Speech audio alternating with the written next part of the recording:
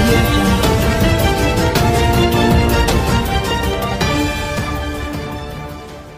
ఏపీలో వైఎస్ఆర్సీపీ ప్రభుత్వం వినాయక చవితి ఉత్సవాలు జరపవద్దని నిషేధాన్ని విధించింది. వినాయక విగ్రహాలు అమ్మేవారిని పోలీసులు అదుపులోకి తీసుకుంటున్నారు. పక్క రాష్ట్రాల్లో వినాయక చవితి పండుగ జరుపుకోవడానికి షరతులతో కూడిన అనుమతులు ఇస్తుండగా ఏపీలో ఉత్సవాలు నిషేధించడంపై మీ అభిప్రాయం తెలుపగలరు? అంటే వినాయక చవితి ఉత్సవాలను నిషేధించడం అనేది అది నాకు నిజంగా అర్థం కాలేదు అసలు. అంటే పక్క రాష్ట్రాలన్నీ కూడా కొన్ని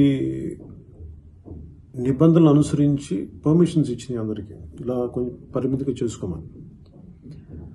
వైసీపీ దీన్ని అసలు టోటల్గా చేసుకోవద్దని చెప్పడం, అంటే ఇలా పందిలు పెట్టకూడదని చెప్పడం, దాంతోపాటు ఈ అమ్మే వ్యక్తుల్ని, వినాయకుడి విగ్రహాలు అమ్మే వ్యక్తులను పోలీసులు ఆ విగ్రహాలు తీసుకెళ్ళిపోవటం, లేదంటే వాళ్ళు అరెస్ట్ చేయడం, ఇవన్నీ చూస్తుంటే కొన్ని వేల సంవత్సరాల నుంచి మన సంస్కృతి, మన సాంప్రదాయం, మన ధర్మానికి ముడిపడి ఉన్న వినాయక చవితిని, ఇది మనకు రివాజు, మన అలవాటు, ఇది మన విశ్వాసం. ఇది దానిని కోవిడ్ నిబంధనలు మేము ఉండటం వల్ల మేము అనుమతించలేకపోతాం అనేది ఇది నమ్మశక్యంగా లేదు, ఇది సరిగ్గా లేదు.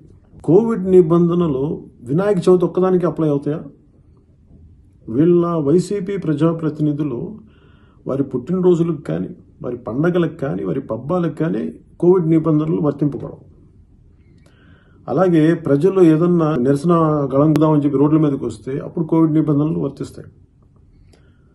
అపోజిషన్ పార్టీస్ ప్రజల పక్షాన్ని నిలబడతామంటే కోవిడ్ నిబంధనలు వర్తిస్తాయి.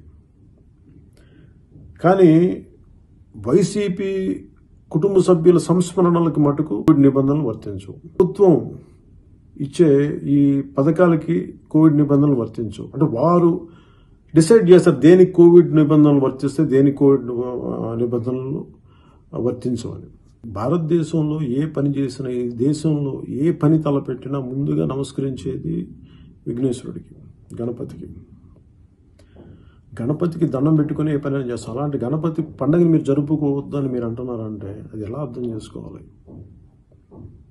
గతంలో కూడా విగ్రహాలని అపవిత్రం చేశారు, రథాలు కాల్చేశారు, లేదంటే రాముడు, ఈ దేశం మొత్తం మోకరులే రాముడికి విగ్రహాన్ని తల తీసేస్తే దోషులు ఈ రోజు వరకు పట్టుకోలేదు, అది చేయలేదు. ఈ రోజున మళ్ళీ కొత్తగా వినాయక చవితి కూడా జరుపుకోకూడదంటే ఏం సూచిస్తున్నాయి ఇవన్నీ? అంటే ఈ ప్రభుత్వానికి సలహాలు చెప్పేది ఎవరు? ఈ ప్రభుత్వానికి సలహాలు చెప్పే పద్ధతులు మీరు దేని మీద దాడి చేస్తారో మీకు అర్థమవుతుందా? ఒకసారి వైసీపీ పెద్దలందరూ కూర్చొని ఆలోచించుకోవాలి. ఒకటే మాట చెప్తా ఉన్నాం వైసీపీ ప్రభుత్వానికి, మీరు ఈ ఆంక్షల్ని వెనక్కి తీసుకోవాలి. మిగతా రాష్ట్రాలు కొన్ని రిస్ట్రిక్షన్స్ ఎలా ఇచ్చినాయో అదే పరిమితులతోటి మీరు వినాయక చవితి పండుగ జరుపుకునేలాగా మీరు అందరికీ పర్మిషన్లు ఇవ్వాలి. ఇస్తేనే మంచిది.